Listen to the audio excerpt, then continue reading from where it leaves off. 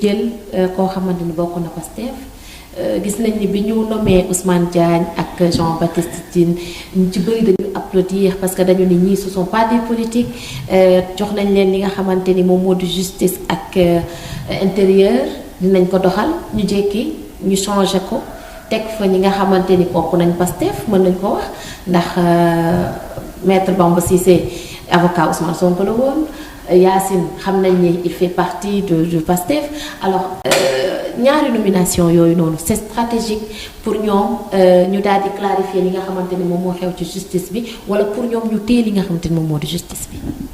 du ma ne téye justice bi. du ma wax loolu. la première chose je dirais enfin Ousmane Sonko le Premier ministre a ce qu'il voulait.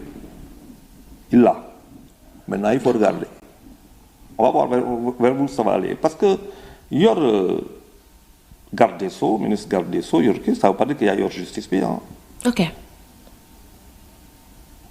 mais ñoom comme politique yi lañ leen di jiiñ rek dañuy dugal seen loxo ci. non ça veut dire ce qui avec à partir ça veut dire à partir du parquet.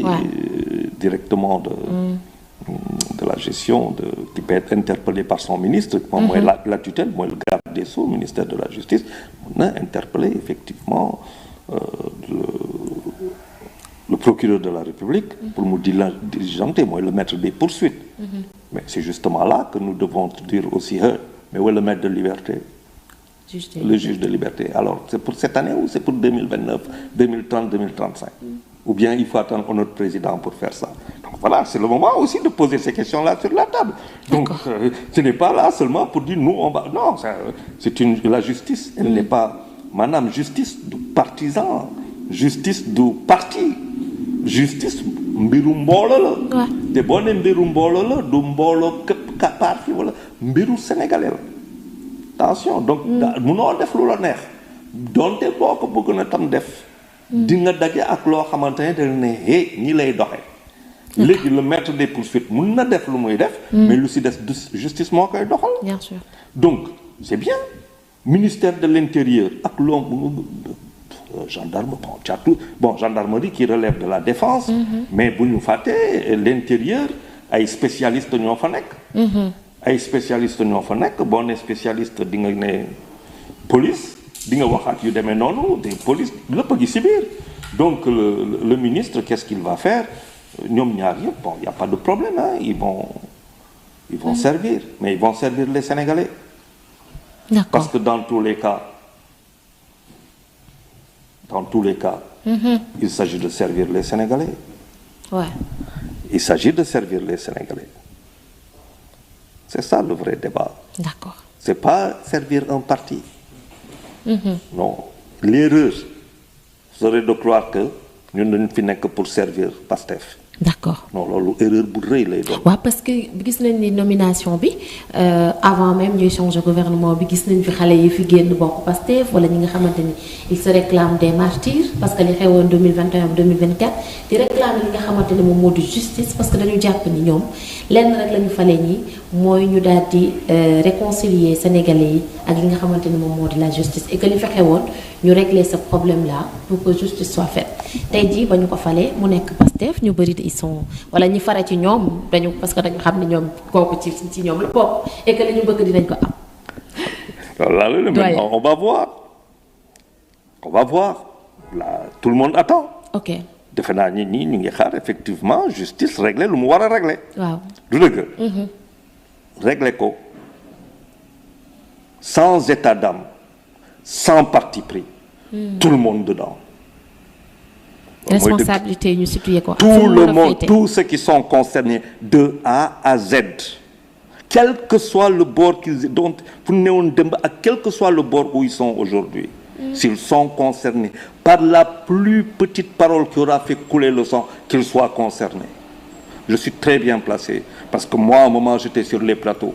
di wax lu may wax donc man maa ngi xaar.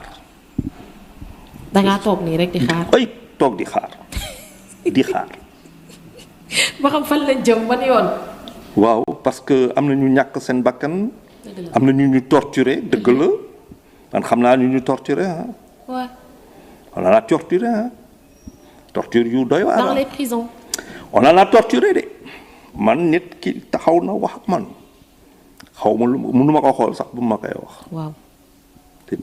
c'était difficile. C'est difficile. mais est-ce que du loolu doyen moo nekk ci xolu nit ñi ba tey giifaguñu par rapport ak ce qui s'est passé ba tax yenn. gis nga kàddu yi ñu koy dégg. on a joué avec le feu, on s'est brûlé. C'est tout. Kan moo joué avec le feu? Ben, on a joué avec le feu, on s'est brûlé. Parfois, on a besoin d'une yenn yi pour xam ce qu'on ne doit plus jamais refaire. Ouais. Defe naa tey moi je me rappelle mars 2021 ba may ñëw di def jàkkaarloo keroog ànd ak Ablaye Der et tout ça. au champ bu nekk Almadi dañ ko doon làkk mu am benn capitaine Faye defe naa le sant. C'était terrible. ma ne ko damay traverser je vais chercher des journalistes qui sont de l'autre côté. mu ne ma monsieur Faye on peut pas assurer votre sécurité de l'autre côté ma ne ko je vais les chercher. Ablaye Der kay déglu dina Charles dof nga ma ne ko lii baa ma dee. mais parce que ça c'est une question de principe et d'honneur. waaw ce sont des images qui m'ont sidéré. am na fii loo xam mënuma ko fi wax sax ñemewuma sax wax loolu am na bés boo xamante ne war naa réew bi le 2 juin 2023 di kii parce que ma gis lu ma jaaxal. waaw. xam nga keroog sénégalais yu bëri xamuñu mais le pays là était peut-être par terre donc waaw la justice elle doit faire son travail sur ces choses-là de A à Z. waaw si on est prêt aussi à le faire. C'est-à-dire si on est prêt. parce que parfois il faut être prêt pour faire certaines choses. da nga jàpp ni peut-être leneen mën na ci xew pour ñu am justice bi. ñu soxla. on a beaucoup souffert xam nga 2021 te ba léegi lu nga wax ni dëgg la de. on est sur les stigmates de nos souffrances. exactement. te lu bëri si ñun am na ñii dafa am lu leen metti les ceux qui se proclament martyrs am na lu leen metti. yombul quoi moi il y a un jeune quand je le regarde muy wax muy Azoura. moi je le regarde rek soxlu ma muy wax quoi dama koy xool rek. xam ni il est traumatisé. waaw kanam bi rek wax na la lépp. et ça c'est les enfants de notre pays quoi.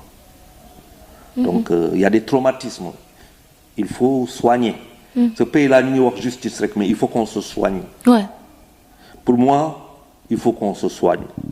mais pour ñu soigner wu il faut que ça soit. pour ñu soigner wu faut le pardon faut l'empathie faut la bienveillance faut la solidarité. faut le bonheur que les lions nous ont donné contre la RDC. Ouais. Ce sont ces moments-là pour moi qui sont voilà mais il faut pas qu'on scinde ce pays en des camps. sinon dafay metti. D'accord. lu ñuy ut ci presse lu ñuy ut ci loolu yëpp duñ ci jot. waaw que réew bi c'est-à-dire keroog lion yi lu ñu jox nañ fexe ba. ñu amaat ko loolu mooy wax ji quoi. D'accord. waaw. yaa ngi wax sànq presse mu nekk nag situation boo xamante ni xew na TFM ak LONASE